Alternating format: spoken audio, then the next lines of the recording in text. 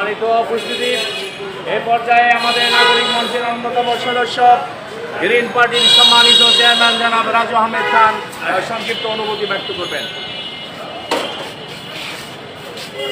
আসসালামু আলাইকুম।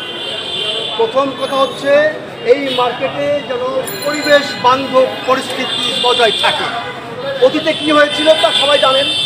এখন বাংলাদেশের প্রত্যেকটা অফিস, আদালত, মার্কেট, দোকানে, বিপণি যেন নিরাপদে, চাঁদাহীনভাবে, সন্ত্রাসমুক্তভাবে চলতে পারে, সেটা হচ্ছে আমাদের প্রথম চাওয়া।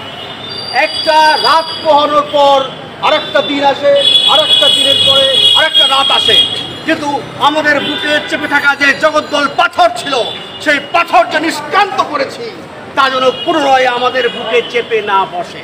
তাই আমরা প্রথমত যে মার্কেটের নিচে দাঁড়িয়ে কথা বলছি, এই মার্কেটের জন্য পরিবেশ বান্ধব, ক্রেতা বান্ধব, ব্যবসা বান্ধব।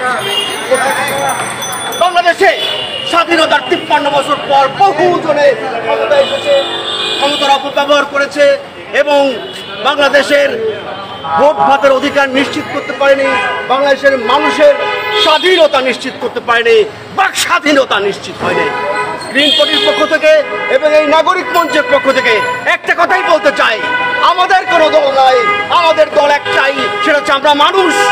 আমরা হিন্দু, আমরা বৌদ্ধ, আমরা খ্রিস্টান, আমরা জৈন এবং আমরা নারী পুরুষ নির্বিশেষে সকলেই আমাদের অধিকার যদি রক্ষিত হয়, আমাদের স্বাধীনতা যদি রক্ষিত হয়, এইরকম সোনার বাংলাদেশ গড়ার জন্য আমাদের সবাইকে আগে ঐক্যবদ্ধ হতে হবে।